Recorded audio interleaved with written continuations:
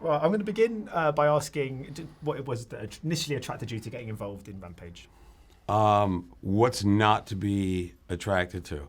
As a man who was once a boy, who grew up loving monster films, it satisfied the need, the desire to be in a monster film, and then throw in a little bit of the rock, and it's an immediate let's do it. But I mean, as you said, when obviously growing up, you're a big fan of monster films. And Yeah. having now been in one and realizing that it's probably a tennis ball on a stick, did it not just? No, we had monsters. We had. Oh yeah. Oh, you actually had massive monsters. Yeah, you didn't know that. It's just, Oh no, the whole Vulcan whole thing. CRISPR technology that is real. So we brought in some friggin' monsters because I can't act green screen.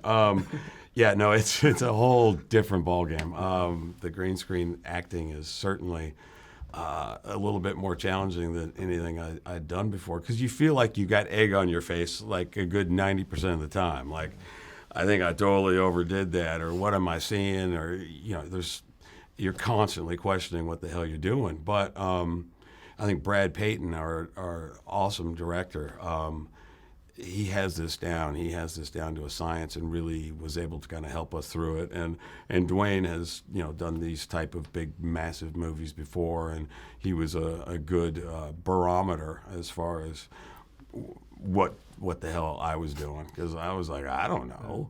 There's a building falling down right there, because it just looks like a big green sheet to me. But all right. Because it's so far removed, I guess, from what you would have initially got into. I mean, most people start off on stage, they go to drama school, they even just doing drama at college and stuff like that. Yeah. But this is like a whole different type of acting, isn't it? Yeah, it certainly is. Yeah. And I've done some decent sized movies in my life, but I think the most kind of green screeny stuff I've done is like a naked Dr. Manhattan in Watchmen. Which who wants to see that anyway?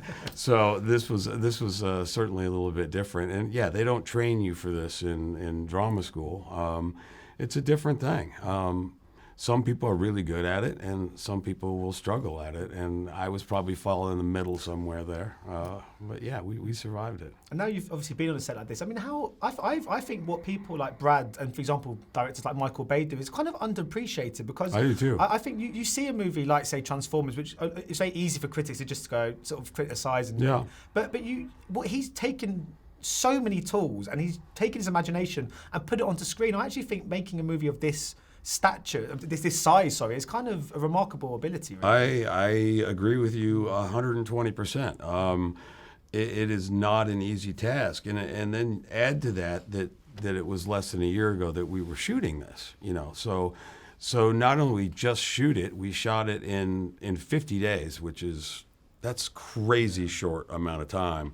To do a movie this big with not one monster but three, and destroying an entire city, to be able to do that in post, that's normally it wasn't long ago, that takes 3 years to do. When Michael Bay, first Transformer movies, I think that was in post for years. Avatar started about 30 years well, ago. and there you go. Exactly. So to do that all in less than a year is unimaginable. And Brad is, if you've talked to him, he's a magical dude. He's that guy, and he's going to be around for years to come. I think he's going to be a director that we're going to be talking about for a long time, a visionary kind of guy. And obviously, ideally, we don't really want animals that big roaming the streets, but if you had to choose one animal, one creature that you wouldn't mind being that size, what would you go for? Maybe a puppy. Just a huge puppy. I like puppies. I live on a farm, so I've got a lot of animals around. I like my dogs, and I've got a baby donkey. He's not a baby anymore. He's 7-8 months old, but he thinks he's a human, or he thinks he's a dog. He thinks he's definitely not a donkey, and I would take him a large size, because he's a hoot. Yeah. So just wondering, because that's one, really, I think, the kind of the heartbeat of this movie is the bond between us and animals. It sounds like you're a big animal lover. Is that, again, part of the appeal, sort of getting... I think so. I think it's one thing to have a monster movie.